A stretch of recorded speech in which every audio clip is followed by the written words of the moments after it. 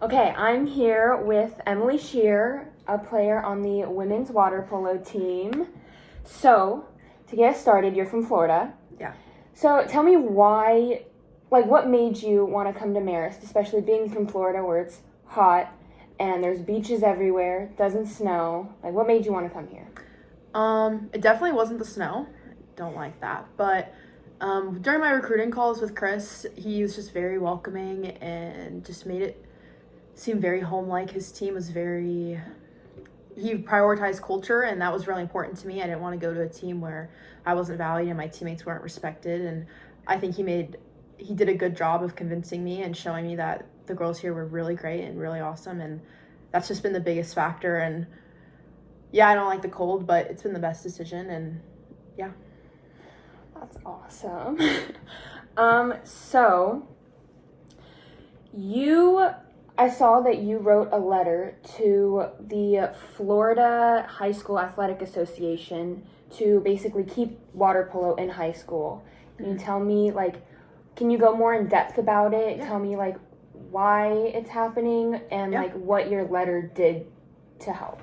Yeah, I guess I don't know all the ins and outs of exactly what their decision was, but they have been talking about getting rid of water polo in Florida high schools, so it wouldn't be a sanctioned sport within Florida high schools. And I think it's because it's less than 10% of all high schools carry water polo, but I'm not exactly sure. But this was probably a month or so ago, and a lot of the water polo community within my club and my high school, they all urged us to email the executive directors and other administrators within FHSAA, and I decided to send them an email because water polo has just been so impactful in my life, and it's changed the total trajectory of me and my life and my experiences and who I am today. And it just seemed really unfair to not give other kids this opportunity that has shaped me and who I am. And I think that it's just such an important sport, and it is growing. And although it may not show on the high school level, it is a growing sport, and it's just really important to keep. And I would just feel so sad and horrible for kids who don't get to experience the same experiences that I got to through water polo. So what did you basically say in your letter? I basically said that water polo has taught me so many life skills, valuable lessons. It's introduced me to some of my greatest friends.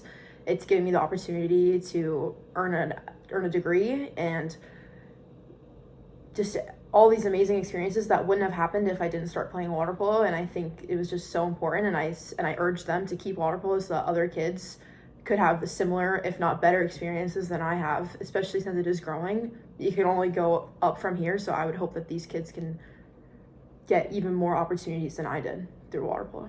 Yeah.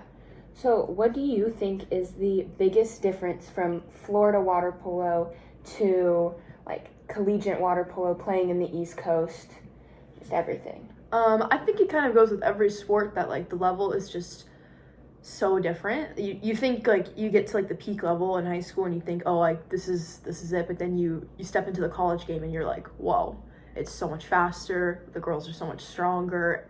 You have to think faster, not just physically faster. You have to make quicker decisions, and you don't really realize that in the high school level. So when you come here and you start playing the college game, it's a big shock. And I think even from East Coast to West Coast, where it's more popular, it's even different. Florida high school is so different.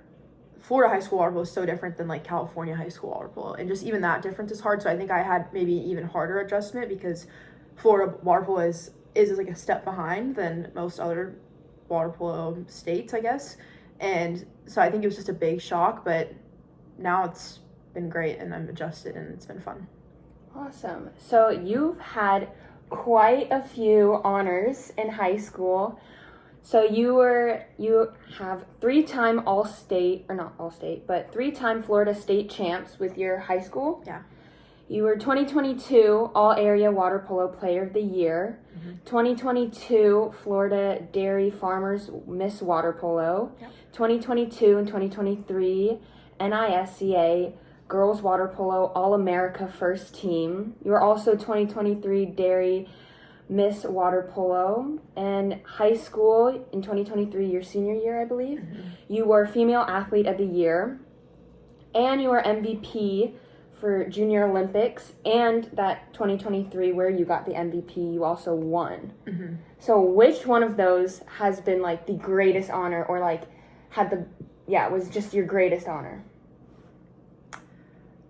I would have to say my third state championship, and winning that was just the best feeling. It was such a team win, and we kind of just didn't think it was going to happen because the year before we had lost like 8 seniors, and it was just really tough. And that year, like we'd gone undefeated my sophomore and junior year, and then my senior year we had lost 2 games like mid-season, and that really like shut us down. We were kind of like, okay, like time to reset and refocus. And it was just such a awarding win, and that game was just amazing. And I think about it, and the friends and the teammates I had on that team are just amazing, and I still talk to them all the time, and that was just the best win for me, I think.